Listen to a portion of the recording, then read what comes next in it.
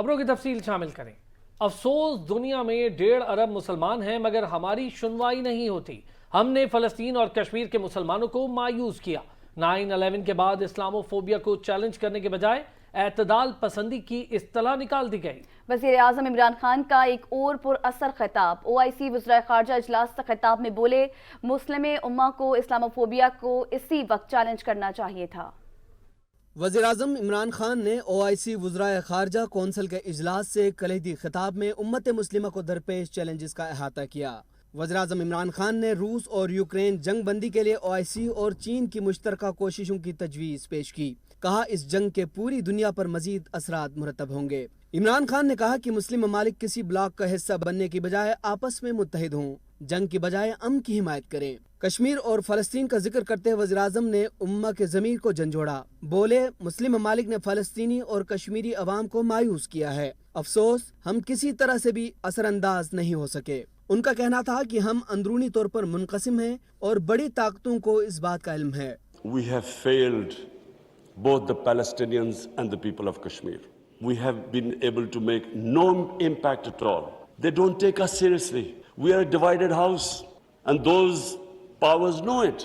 وزیر اعظم نے کہا کہ ہم 1.5 ارب مسلمان ہیں مگر اس کے باوجود اس کھلی ناانصافی کے خلاف ہماری آواز کوئی معنی نہیں رکھتی۔ ہم کسی ملک پر قبضے کی بات نہیں کرتے بلکہ فلسطینیوں اور کشمیریوں کے انسانی حقوق کی بات کر رہے ہیں۔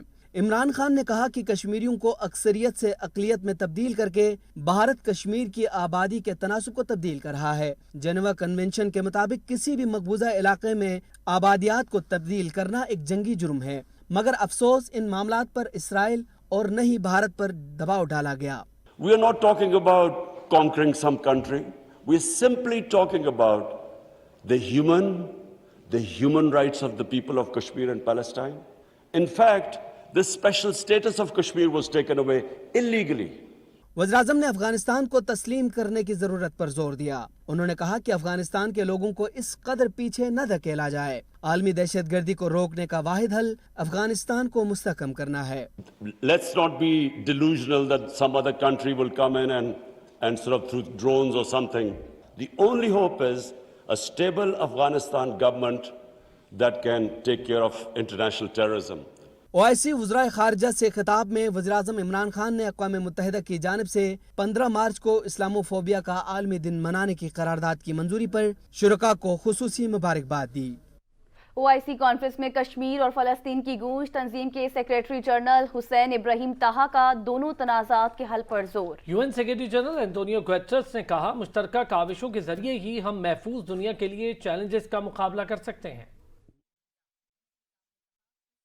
اسلامی تعاون تنظیم کے وزرائے خارجہ کی کونسل کا 48واں اجلاس، شرکاء نے کشمیری اور فلسطینی عوام سے بھرپور یکجہتی کا اظہار کیا۔ سیکریٹری OIC نے مسئلہ کشمیر اور فلسطین کے فوری حل پر زور دیا۔ انہوں نے خطاب میں کہا، کشمیر متنازع علاقہ ہے، مسئلے کا حل کشمیری عوام کی مرضی اور UN قراردادوں کے تحت ایک استصواب رائے میں ہے۔ حسین ابراہیم طہا نے فلسطینیوں کی نسل کشی کی مذمت کرتے ہوئے کہا، اسرائیل فلسطین کی زمینوں پر قبضہ کر رہا ہے، ہمیں خاموش نہیں رہنا چاہیے۔ The issue of Jammu and Kashmir is also a just cause that has not found a solution for such a long time. And we oppose the illegal actions by India on August 5th, 2019 to change the internationally disputed status of Indian occupied Jammu and Kashmir. اقوام متحدہ کے secretary general Antonio Guterres نے video پیغام میں کہا، دنیا کو درپیش چیلنجز سے نمٹنے کے لیے مشترکہ حکمت عملی وضع کرنا ناگزیر ہے۔ Only together, in unity, with partners at all levels, can we confront shared challenges and create a better future for all. دونوں شخصیات نے تاریخی اجلاس کی شاندار میزبانی پر پاکستان کو مبارکباد پیش کی۔ فلسطینی عوام کے ساتھ کھڑے ہیں۔ OIC اجلاس میں اہم ملک چین نے بھی دنیا کو پیغام دے دیا۔ وانگ جی نے اسلامی دنیا کے ساتھ مربوط تعاون کے ساتھ علاقائی و سلامتی استحکام کے لیے مل کر کام کرنے کا عزم بھی دہرایا۔ ایک بدلی بدلی سی OIC پہلی بار چین کے وزیر خارجہ کی تنظیم کے اہم اجلاس میں شرکت اور خطاب. پاکستانی کوششوں سے بے جان OIC میں گویا جان آ گئی. چینی وزیر خارجہ وانگ زی نے کہا کہ پاکستان سے دوستانہ تعلقات چین کی روایت کی بنیاد ہے. اجلاس میں خصوصی دعوت دینے پر پاکستان کا مشکور ہوں. چینی وزیر خارجہ نے کہا کہ چین اقوام متحدہ میں اسلامی دنیا کی حمایت نہیں بھول سکتا. فلسطینی مسلمانوں کے لیے چین کی حمایت ہمیشہ غیر متزلزل رہی اور چین 2 ریاستی حل کے لیے فلسطینی عوام کے ساتھ کھڑا ہے. 中华文明同伊斯兰文明都是世界上有重要影响的古老文明。 وانگ زی کا یہ بھی کہنا تھا کہ چین تہذیبوں کے مابین مذاکرات کا حامی ہے. اسلامی دنیا کے ساتھ مربوط تعاون کے ساتھ ساتھ علاقائی سلامتی و استحکام اور ترقی کے لیے مل کر کام کرنے کے لیے تیار ہیں. Army chief general Qamar Javed Bajwa نے OIC اجلاس کو تاریخی اقدام قرار دیا. انہوں نے کہا اجلاس سے دنیا اسلامی ممالک کی مشترکہ حکمت عملی اور سوچ سے آگاہ ہوگی. پاکستان سعودی عرب کے ساتھ برادرانہ اور تاریخی تعلقات کی قدر کرتا ہے. سعودی عرب کی اسلامی دنیا میں منفرد حیثیت کو تسلیم کرتے ہیں. نواز شریف بے گناہ ہیں، معافی مانگتا ہوں. 21 سال تک نواز شریف کو کرپٹ کہنے والا اور ثبوت ہونے کے دعوے کرنے والا براڈ شیٹ کا سربراہ کاوے موسوی الزامات سے دستبردار. براڈ شیٹ کے سربراہ کاوے موسوی نے گفتگو میں سابق وزیراعظم کے خلاف تمام الزامات کو منظم سازش قرار دے دیا. کاوے موسوی نے کہا میں محسوس کرتا ہوں کہ ہم بھی نیب نامی کرمنل آرگنائزیشن کی غلط بیانی کا شکار تھے.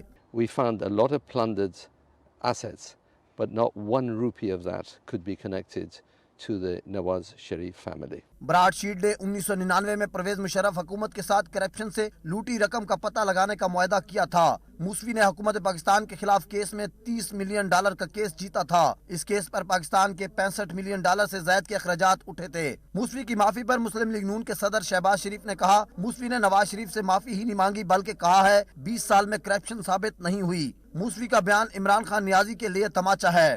نہ صرف غیر مشروط معافی مانگی ہے بلکہ عمران نیازی کے منہ پر بھرپور تماچا ہے. وفاقی وزیر فواد چودھری بھی میدان میں آ گئے. بولے براڈ شیٹ کا سربراہ موسوی تو خود نیب کا مجرم ہے. شریف خاندان کی کرپشن کا ثبوت ان کے اکاؤنٹ سے لے کر لندن کے مہنگے ترین اپارٹمنٹس ہیں. متحدہ اپوزیشن اور حکومت کے اتحادیوں کی قربتیں مزید بڑھ گئیں. مولانا فضل الرحمان کی MQM قیادت سے ملاقات ہوئی جس میں ایک دوسرے کا ساتھ دینے پر اتفاق کر لیا. MQM نے اپوزیشن کے ساتھ چلنے کا بھی اندیا دے دیا. عدم اعتماد کی تحریک میں حکومت کا ساتھ دینا ہے یا اپوزیشن کا؟ سربراہ PDM فضل الرحمان MQM مرکز بہادر آباد پہنچے اور قیادت سے ملاقات کی. مولانا نے متحدہ کو اپوزیشن اتحاد میں شمولیت کی دعوت دی. ملاقات کے بعد مشترکہ میڈیا ٹاک کے دوران مولانا نے کہا کہ یہاں سے مطمئن ہو کر جا رہا ہوں. موجودہ حالات پر اپوزیشن اور MQM میں مکمل ہم آہنگی پائی جاتی ہے. ہم آہنگی پائی جاتی ہے، میں کہتا ہوں ہم آہنگی نہیں بھرپور ہم آہنگی پائی جا رہی ہے. تو یہاں سے مکمل طور پر مطمئن ہو کر جا رہا ہوں. کنویر MQM خالد مقبول صدیقی نے کہا کہ مولانا کے تجربے سے فائدہ اٹھائیں گے. ملک کو مشکلات سے نکالنے کے لیے ہم ان کا اور وہ ہمارا ساتھ دیں گے. تو ہمیں تو ایک دن میں ایک لمحہ جو ہے ہمارے لیے قدم پھونک رکھنے کی، ایسے موقع پر ہمیں تو آپ کی وجہ سے بڑا حوصلہ ہے کہ ہم دوسری طرح بھی سوچنے کا ایک آپشن ہمارے پاس آیا ہے. خالد مقبول نے حکومت سے شکوہ بھی کیا. بولے ملک کی کسی بھی سیاسی جماعت کے دفاتر بند نہیں لیکن ہمارے ہیں. بہت سارے معاملات میں وزیر اعظم کے پاس اختیار ہی نہیں تو پھر ایسی جمہوریت کا ہمیں بھی کوئی شوق نہیں. مسلم لیگ نون کے رہنما حمزہ شہباز نے کہا کہ تحریک عدم اعتماد کے بعد سے عمران نیازی حواس باختہ ہو گئے.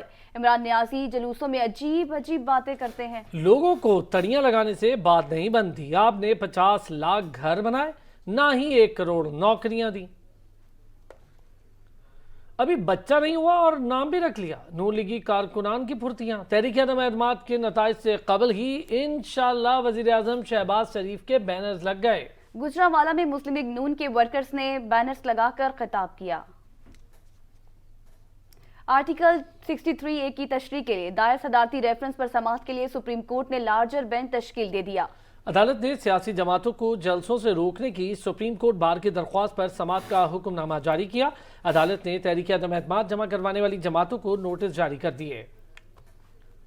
وقت ہوا ایک بریک کا، ہمارے ساتھ رہیے۔